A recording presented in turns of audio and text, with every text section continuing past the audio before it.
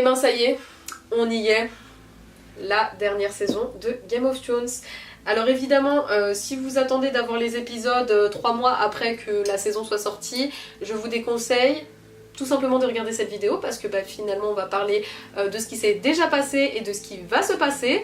Donc au revoir, la sortie c'est quelque part au-dessus là, je sais plus où c'est. Donc allez voir les épisodes et nous du coup on va rester là et on va parler de ce qui va se passer dans les derniers épisodes. Si je dis pas de bêtises, il reste 3 épisodes à peu près à l'heure où je vous parle. 2-3 épisodes, c'est à peu près ça, je n'en sais rien. Bref, première prédiction sur la toute fin de Game of Thrones.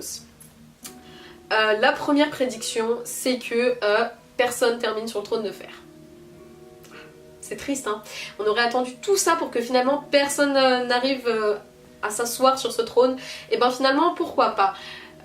Cette prédiction sort de la phrase que Bran, attention spoiler, Bran dit à un moment dans l'épisode 1, je crois bien, qui te dit qu'il y aura un futur ou un truc comme ça. Je sais plus c'est quoi, hein. De toute façon vous allez me dire ah mais c'était pas ça la phrase, en plus elle est en anglais. Bref, on s'en fout. Il dit un truc comme quoi il y aura pas de futur, donc vous me laissez tranquille.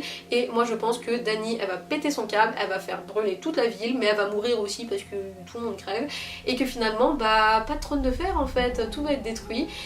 Peut-être qu'il y aura 2-3 survivants, ils vont décider de se casser dans d'autres villes, etc. On verra bien. Ensuite, si ce n'est pas le cas, si on arrive quand même à avoir quelqu'un sur le trône, peut-être qu'effectivement il y aura peut-être Dany, il y aura peut-être Jon Snow. Ouais, Dany, je l'appelle Daenerys, je l'appelle Dany, on est un peu potes dans la vie de tous les jours, même si en ce moment je ne la supporte plus. Bref, donc il y aura peut-être Dany, il y aura peut-être Jon Snow, il y aura peut-être Cersei. Et pourquoi pas tous les trois finalement. On sait que Cersei est actuellement sur le trône de fer. Et si ça se trouve, Daenerys va réussir aussi à y aller. Mais peut-être qu'elle va se faire tuer une fois qu'elle serait sur le trône, donc ça veut dire que Jon Snow prendrait sa place, mais peut-être que lui aussi après il va crever et que ça sera quelqu'un d'autre et que ainsi de suite, on ne sait pas, finalement personne ne sait. Donc peut-être que finalement tout le monde va réussir à être sur le trône de fer mais à ne pas y rester comme la plupart. Citez-moi quelqu'un qui est resté longtemps sur le trône de fer, personne, c'est triste. Ensuite on a peut-être finalement, alors Sansa est restée à Winterfell, mais si tout le monde meurt, Jon Snow, Daenerys, tout ça, Cersei, si tout le monde meurt et que finalement, par exemple Tyrion qui apprécie quand même beaucoup Sansa, vous avez vu dans les épisodes, il y a eu quelques petits rapprochements, c'était très sympa.